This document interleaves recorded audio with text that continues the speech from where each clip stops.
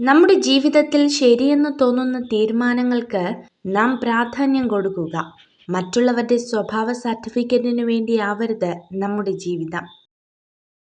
നമ്മുടെ ജീവിതത്തിൻ്റെ പൂർണ്ണ ഉത്തരവാദിത്വം നമ്മൾ തന്നെ ഏറ്റെടുക്കുക. ആശ്രയിക്കാതെ ജീവിക്കാൻ ശീലിച്ചാൽ പൂർണ്ണ സന്തോഷം കണ്ടെത്താം. ജീവിതത്തിലെ നേട്ടങ്ങൾ മാത്രം വിലയിരുത്തുകയാണെങ്കിൽ നിങ്ങൾ എല്ലായ്പ്പോഴും സംതൃപ്തനായിരിക്കും. എന്നാൽ ജീവിതത്തിൽ ഇല്ലാത്തതിനെ അന്വേഷിക്കുകയാണെങ്കിൽ നിങ്ങൾക്കൊരിക്കലും മതിയാകില്ല. ചിന്തിക്കുക. പ്രശ്നപരിഹാരത്തിന് എപ്പോഴും പുതിയ വഴി മുന്നിലുണ്ടാകും. അത് കണ്ടെത്തുക. അതായിരിക്കും ജീവിത വിജയത്തിന് ആധാരം. വിധിയിൽ വിശ്വസിച്ചു മാത്രം നേട്ടമുണ്ടാക്കാൻ നമുക്ക് കഴിയില്ല. നിങ്ങളുടെ സന്തോഷം നിങ്ങൾ വളർത്തിയെടുക്കുന്ന മനസ്സിനെ ആശ്രയിച്ചിരിക്കുന്നു. നിത്യവും സന്തോഷകരമായി ചിന്തിക്കാൻ ശീലിക്കുക. തുടക്കം അത് ഇന്നിൽ നിന്നാവണം. നാളെയാവുമ്പോൾ വീണ്ടും അത് നാളത്തേക്ക് മാറ്റപ്പെടും. ഒരു കാര്യം നടക്കണമെന്ന് ആത്മാർത്ഥമായി ആഗ്രഹിച്ചാൽ മുൻപിൽ കാണുന്നതെല്ലാം സാധ്യതകളായിരിക്കും. മറിച്ചാണെങ്കിൽ എല്ലാം തടസ്സങ്ങളാകും. അറിഞ്ഞുകൊണ്ട് ആരും തെറ്റിലേക്ക് എടുത്തു ചാടില്ല.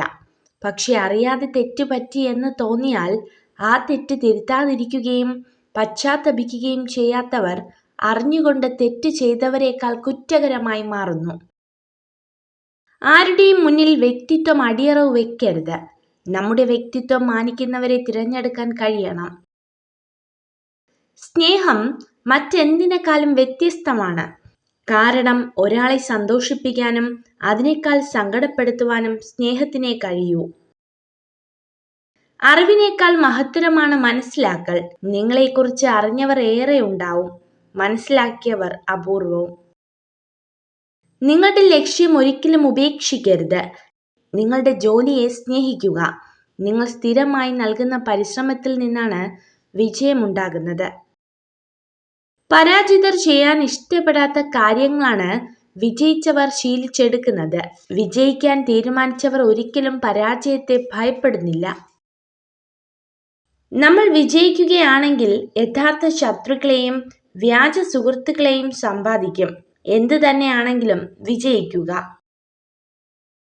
ഏതു നേരവും നമ്മൾ ഒരു വ്യക്തിയെ വിലയിരുത്തിക്കൊണ്ടിരുന്നാൽ അവരെ സ്നേഹിക്കാൻ നമുക്ക് സമയം കിട്ടിയെന്ന് വരില്ല. നിങ്ങളുടെ ജീവിതത്തിൽ എല്ലാ വർഷവും പുതിയ സുഹൃത്തുക്കളെ ലഭിച്ചേക്കാം.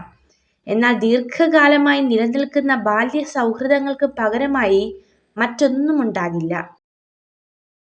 പരസ്പരം സ്നേഹിക്കുന്ന പുരുഷനും സ്ത്രീയും ആദ്യം തന്നെ പരസ്പരം ഉൾക്കൊള്ളാൻ പഠിക്കും.